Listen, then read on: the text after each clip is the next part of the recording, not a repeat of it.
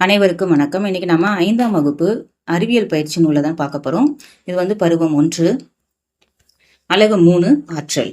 படத்திற்கு பொருத்தமான ஆற்றலை வந்து எழுதுறோம். இது வந்து இயக்க ஆற்றல். இந்த பந்து அடிக்கிறது இயக்க ஆற்றல். அமைதியா உட்கார்ந்துட்டு இருக்க நிலை ஆற்றல். இவங்க வந்து அந்த அம்பு எழுதுறதுக்கு குறி பாக்குறாங்க. இதுவும் நிலை ஆற்றல். அணையில தேங்கி இருக்கிற தண்ணீர் வந்து நிலை ஆற்றல். வண்டி ஓடுது இயக்க ஆற்றல். இங்கேயும் வண்டி வந்து இந்த இதுல வந்து இது வந்து இயங்கிட்டு இருக்கு. அப்ப இதுவும் வந்து இயக்க ஆற்றல்.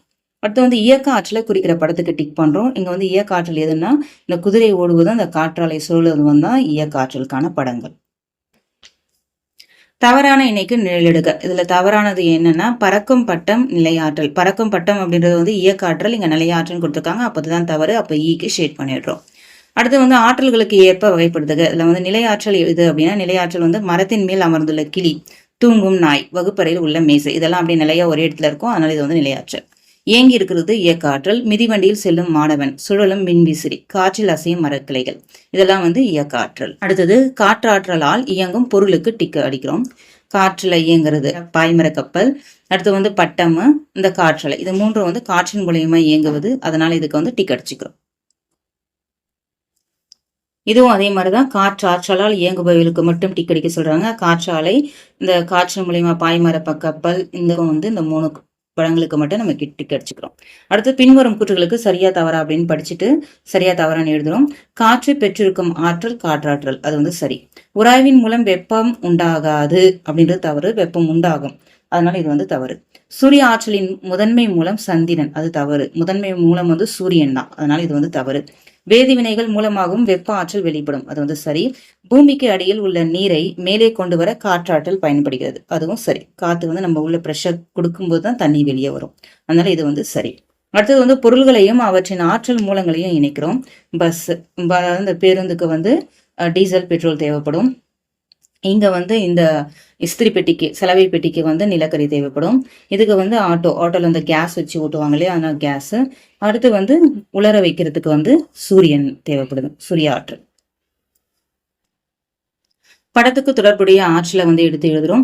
இப்போ வந்து இதுக்கு என்ன ஆற்றல் தேவைன்னா மின் ஆற்றல் தேவை. மின்சாரம் இருந்தாதான் இது இயங்கும், அப்போ மின் ஆற்றல் தேவை. இதுக்கு வந்து ஒளி ஆற்றல் வேணும். இந்த இடத்துல வேதி ஆற்றல், இந்த பொருட்கள் தான் வேதி வினையாளி, இதெல்லாம் பொருட்கள்லாம் உணவா சமைக்கப்படுது. அப்போ இங்க வந்து வேதி ஆற்றல், இது வந்து காற்றில் இயங்கும். அப்போ இதுக்கு வந்து காற்றாற்றல் தேவை. அடுத்து வந்து ஒளி ஆற்றலுடைய பயன்களை எடுத்து எழுதுறோம். ஒளி ஆற்றல், இங்க வந்து சூரிய ஒளி கிடைக்குது, அப்போ இதன் மூலியமா நமக்கு வைட்டமின் டி கிடைக்குது. இந்த இடத்துல வந்து செடிகள் முளைக்குது இல்லையா, அப்போ தாவரம் வந்து உணவு தயாரிக்குது. ஒளியின் மூலியமா நம்மளால பொருள்களை காண முடியுது. ஒளியின் மூலமா தான் நம்ம மின்சாரத்தை தயாரிக்கிறோம், சூரிய ஒளியின் மூலமா. அடுத்தது பின்வரும் சாதனங்களில் ஏற்படும் ஆற்றல் மாற்றத்தை எழுதுறோம். இப்ப இந்த இடத்துல மின் ஆற்றல் வந்து இயக்க ஆற்றலா மாறுது, அது கரண்ட் மூலியமா இது சுழலுது, அப்போ மின் ஆற்றல் இயக்க ஆற்றலா மாறுது. இந்த இடத்துல கரண்ட் வந்து வெளிச்சத்தை கொடுக்குது, அப்போ மின் ஆற்றல் வந்து ஒளி ஆற்றலா மாறுது. இந்த இடத்துல வந்து அந்த கரண்ட் மின் ஆற்றல் என்ன பண்ணுதுன்னா வெப்பம் சூடாகுது இல்லையா, அயன் பண்றதுக்கு, அப்ப வெப்ப ஆற்றலா மாறுது. இந்த இடத்துல பேட்டரி உள்ள இந்த இதுக்கு வந்து நம்ம பேட்டரி போடுவோம், அப்ப வந்து வேதி ஆற்றல், அது வந்து நமக்கு வெளிச்சத்தை கொடுக்குது, அப்போ அது வந்து ஒளி ஆற்றல். வேதி ஆற்றல் ஒளி ஆற்றலா மாறுது. அடுத்தது இந்த படத்தை பார்த்து இங்க கீழே இருக்கிற வினாக்களுக்கு விடையளிக்கலாம். மின் ஆற்றலை இயக்க ஆற்றலாக மாற்றும் பொருள்கள். இயக்க ஆற்றலா மாற்றுறது வந்து மேசை விசிறி, அதாவது இந்த டேபிள் ஃபேனு, மின் விசிறி, சலவை இயந்திரம், மிக்சி, இதெல்லாம் வந்து மின்னாற்றலை வந்து இயக்க ஆற்றலா மாத்துது. அடுத்தது வந்து மின்னாற்றலை ஒளி ஆற்றலாக மாற்றும் பொருள். ஒளி ஆற்றலாம் வெளிச்சம் தருது இல்லையா, அப்போ மின்விளக்கு, தொலைக்காட்சி. மின்னாற்றலை வெப்ப ஆற்றலா மாற்ற பொருள் வந்து சலவை பெட்டி. சலவை பெட்டி இஸ்திரி பண்றோம் இல்லையா, அப்போ அது வந்து சலவை பெட்டி. உன் வீட்டில் உள்ள மின்சாதனங்கள் எவை? வீட்டில் இருக்கிற மின்சாதன பொருட்களுடைய பெயர்களை எழுதுறோம். தொலைக்காட்சி, குளிரூட்டி, மின்விசிறி, மின்விளக்கு. படத்தில் இல்லாத உனக்கு தெரிந்த மின் சாதனங்களை வந்து எழுத சொல்றாங்க. கணினி, வானொலி, கைபேசி, அப்புறம் மோட்டாரு, அச்சுப்பொறி, இதெல்லாம் வந்து இந்த படத்துல இல்ல, அதை எழுதுறோம். இன்னும் உங்களுக்கு எதனா தெரிஞ்சா அதையும் நீங்க சேர்த்து எழுதிக்கோங்க. அடுத்தது கீழ்காணும் வரைபடத்தை உற்று நோக்கி பக்கம் எண் 43 தரப்பட்டுள்ள படங்களை எடுத்து பொருத்தமான இடத்தில் ஒட்டுக. பக்கம் 43, அதாவது லாஸ்ட் பேஜ்ல, ஒர்க் புக்ல லாஸ்ட் பேஜ்ல உங்களுக்கு இந்த பிக்சர்ஸ் எல்லாம் கொடுத்துருக்காங்க. அதை எடுத்து கட் பண்ணி அந்தந்த பிளேஸ்ல கரெக்டா பேஸ்ட் பண்றோம். ஃபர்ஸ்ட் என்னன்னா இந்த இடத்துல பாருங்க மின்னாற்றல். இப்போ அது மின்னாற்றல்ல இங்க மின்னாற்றல் நமக்கு எப்படி கிடைக்குது? ஃபர்ஸ்ட் இந்த ஆரோ மார்க் 4 ஆரோ மார்க் கொடுத்துருக்காங்க. வெப்பாற்றல் மூலயமா மின்னாற்றல் கிடைக்குது, சூரிய ஆற்றல் மூலயமா மின்னாற்றல் கிடைக்குது, காற்றாற்றல் மூலயமா மின்னாற்றல் கிடைக்குது, நீராற்றல் மூலயமா மின்னாற்றல் கிடைக்குது. இப்போ இந்த 4 மூலங்கள் இருக்கு. மின் ஆற்றலுக்கு வெப்ப ஆற்றல், சூரிய ஆற்றல், காற்றாற்றல், நீராற்றல். இந்த 4 மூலங்கள் மூலயமா நமக்கு மின் ஆற்றல் கிடைக்குது. இந்த மின் ஆற்றல் எதெல்லாம் எப்படி பயன்படுதுன்னா, மின் ஆற்றல் வந்து வெப்ப ஆற்றலா பயன்படுது. மின் ஆற்றல் வந்து ஒளி ஆற்றலா மாற்றப்படுது. இந்த மின் ஆற்றல் வந்து இயக்க ஆற்றலா மாற்றப்படுது. முதல்ல மின் ஆற்றல் வந்து வெப்ப ஆற்றலா மாற்றப்படுது இந்த சலவை பெட்டி, இஸ்திரி பண்ற சலவை பெட்டி, அப்புறம் ஹீட்டர் சூடு பண்றோம் இல்லையா, தண்ணியை சூடு பண்றோம், அப்புறம் சமையல் பண்றது. அப்போ இது மூணுமே வந்து வெப்ப ஆற்றலா மாறுது மின்னாற்றல். இந்த இடத்துல மின்னாற்றல் வந்து ஒளி ஆற்றலா மாறுது. லைட்டு, டிவி, தொலைக்காட்சி இது ரெண்டும் வந்து ஒளி ஆற்றலா மாறுது. இந்த இடத்துல மின்னாற்றல் வந்து இயக்க ஆற்றலா மாறுது. அதாவது இந்த ஃபேனு, அப்புறம் இந்த வாஷிங் மிஷின் சலவை இயந்திரம், அப்புறம் வந்து கிரைண்டர், இந்த மூணும் வந்து இயக்க ஆற்றலா மாற்றப்படுது. அடுத்தது வளரறை மதிப்பீடு. சரியான விடையை வந்து தேர்ந்தெடுத்து எழுதுறோம். சுரேஷ் கிரிக்கெட் விளையாடும் போது பந்தை வீசுகிறார். அவர் வீசிய பந்து பெற்றுள்ள ஆற்றல். பந்து வீசுறாரு, அப்போ பந்து வேகமா போகுது, அப்ப அது வந்து இயக்க ஆற்றல். அணையில் நிலையாற்றல் எங்கே இருக்கும்? அணையில வந்து நிலையாற்றல் எங்க இருக்குன்னா, தேக்கி வைக்கப்பட்டிருக்க நீர், தண்ணி ஒரே இடத்துல தேங்கி இருக்கு, அப்ப அது வந்து நிலையாற்றல். அடுத்து நீர்மின் நிலையங்களில் நீரின் இயக்க ஆற்றல் டர்பன்களை சுழல செய்வதன் மூலம் என்ன கிடைக்குதுன்னா நமக்கு மின் ஆற்றல் கிடைக்குது. அடுத்து வந்து எரிபொருள்களிலிருந்து பெறப்படும் ஆற்றல் வெப்ப ஆற்றல். கபிலன் பட்டம் விட சென்றான். அவனுடைய பட்டம் பறக்கவில்லை. அதற்கு காரணம் வந்து அங்க போதிய அளவு காத்தே வீசல, போதிய அளவு காற்று வீசவில்லை அப்படின்றதுதான் அதற்கான காரணம். அடுத்தது பின்வரும் கூற்றுகளுள் சரியானவை எவை?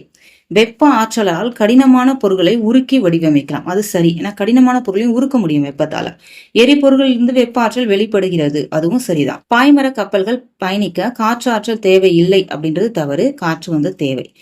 காற்றாலைகள் மின் உற்பத்தி செய்கின்றன, அது சரி. அப்போ இதுல வந்து இந்த முதல் இந்த 2, இந்த 4வது இது 3ம் சரி, இந்த 3வது மட்டும்தான் தவறு. அப்போ 1, 2, 4 மட்டும் சரி அப்படின்றதான் சரியானது.